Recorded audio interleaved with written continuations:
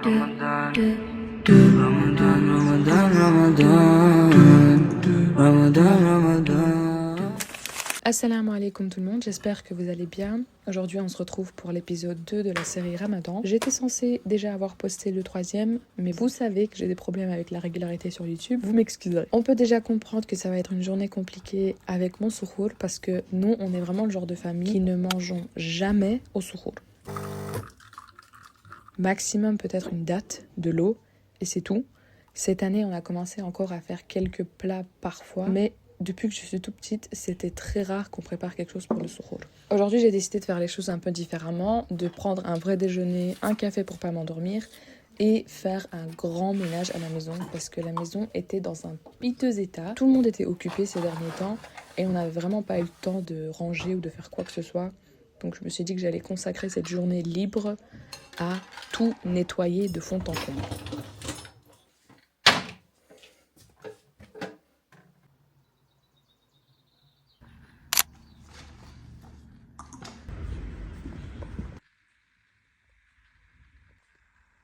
Alors je viens de rentrer de mon cours de Coran.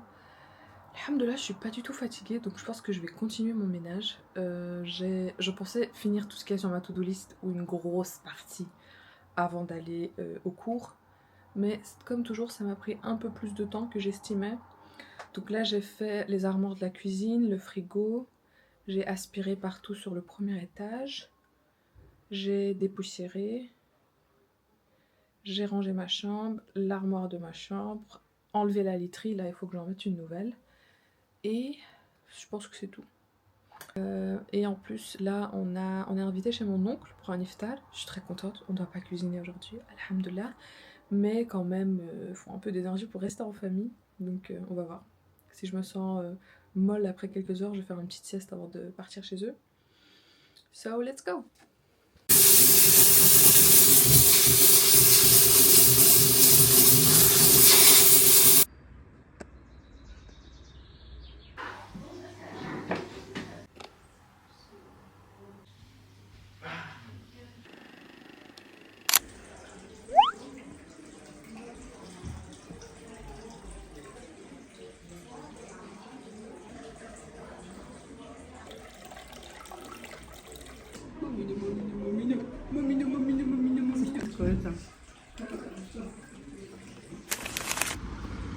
Avec ma soeur, j'ai envie de faire des photos et utiliser mon objectif Sony.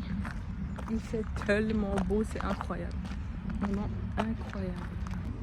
الله يعلم ما نشكو من الألم وما نعانيه من ضيق ومن سقم لكن لنا فيه ظن لا يخيبنا حاشا أن ترجع الأيدي بنا على اليوم مؤخرا نساء Oh, parce que toi, elle C'est exactement ça. ciao. Anis, effectué.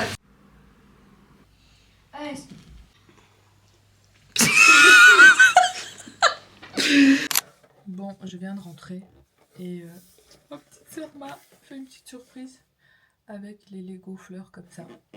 J'aime trop les Lego, vraiment. En plus, je débattais hier à l'acheter ou pas. Je suis trop contente. J'ai pas utilisé de l'argent et je l'ai eu. Alhamdoulilah. J'ai eu des petites fleurs aussi. So cute. Là, je suis vraiment exténuée. J'avais beaucoup de choses à faire ce matin. Je suis réveillée depuis assez tôt. Donc, je vais prier et faire une petite pause jusqu'à l'iftar, je pense. Mais j'ai reçu un colis Amazon et on va ouvrir ça parce que ça fait très longtemps que j'ai ce livre. Et je l'ai enfin acheté. Tada! Je suis une énorme fan de Claire Safitz. J'aime trop ses recettes. À chaque fois que je suis une de ses recettes, je la réussis. Le plat est incroyable, c'est trop bien. Donc je voulais trop son livre depuis assez longtemps.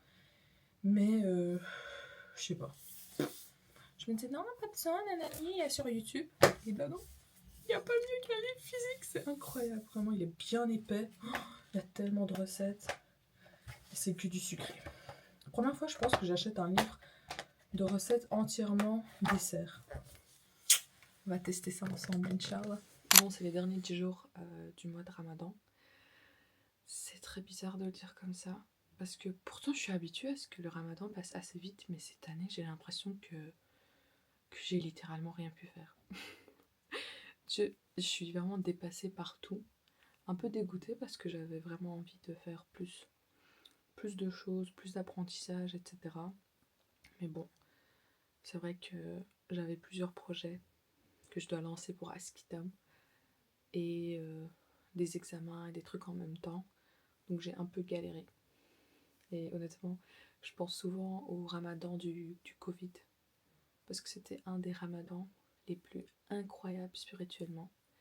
Il y avait littéralement personne qui venait, moi j'allais nulle part, et c'était juste des moments à la maison, à essayer de améliorer sa connexion avec Allah.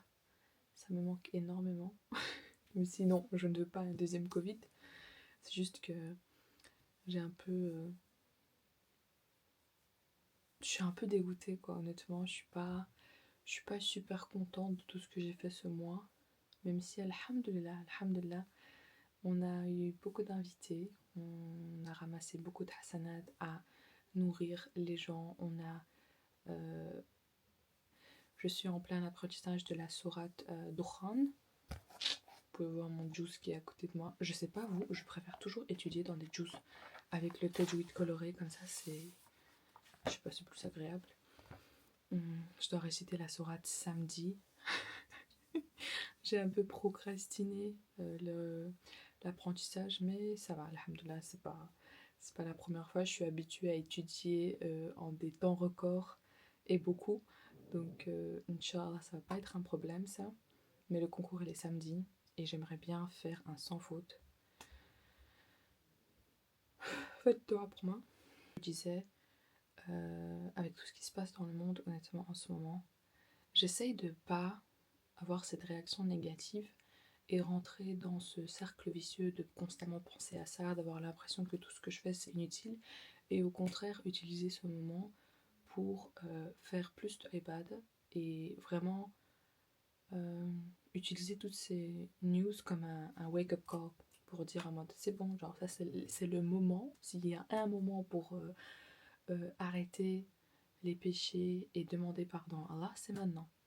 J'avais parlé de mes habitudes au début de Ramadan, et ça c'était une habitude que je voulais implanter depuis très longtemps, c'était les askar. Principalement je fais mes askar le matin, et je voulais juste parler de la différence niveau sensation, niveau comment je ressens ma journée, comment je vis ma journée en général, c'est juste incroyable. J'ai l'impression que quand vraiment le matin je fais mes askar, je réfléchis à ça, j'ai ajouté au askar istighfar, donc demander pardon à Allah, astaghfirullah wa atubu ilayhi, ou juste astaghfirullah, une centaine de fois. J'essaie de le faire même quand je marche ou que je fais rien. Mais je sais pas, c'est juste incroyable. J'ai la sensation, déjà, les jours où je le fais ou je le fais pas, je sens la différence.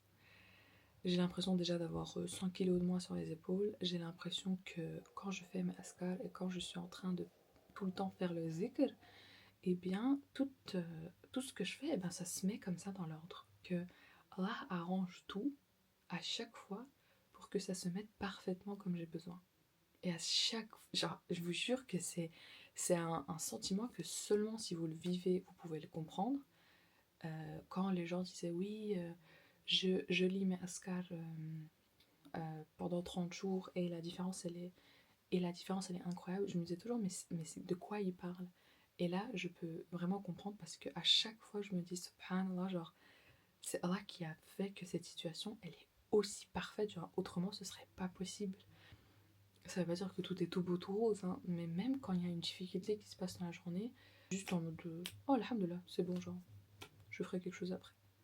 C'est plus ressenti aussi profondément. Pourtant je suis une personne très émotive, mais je sais pas. J'ai l'impression que les askar et le istighfar, c'est comme si t'avais une sorte de couche protectrice autour de toi, et que tout est beaucoup plus léger. Si vous pouvez retirer une chose de cette vidéo, ce serait de commencer à faire les askar et surtout l'istighfar, qui est de demander pardon à Allah. C'est une sensation juste incroyable. vous avez l'impression d'être toujours protégé et aussi une certaine sensation de légèreté. Donc voilà, même si je suis pas vraiment satisfaite de tout ce que j'ai fait ce mois-ci, je vais essayer de me donner au max ces 10 derniers jours, Inch'Allah, comme ça j'aurai aucun regret. J'ai essayé d'enlever toutes les distractions.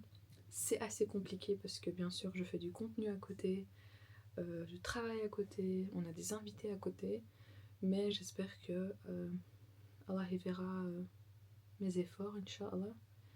Et c'est une leçon pour l'année prochaine d'essayer de libérer vraiment le mois de Ramadan.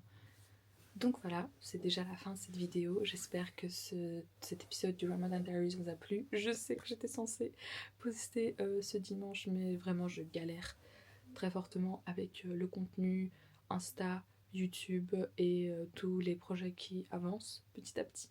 C'est assez difficile de donner de la tête un peu partout, mais Inch'Allah, je vais essayer de poster une vidéo ce dimanche quand même parce qu'on a de la famille qui vient vendredi et j'ai envie de faire une sorte de vidéo, mon iftar presque parfait, où je vais vous montrer parce que le menu qu'on a planifié est assez intéressant.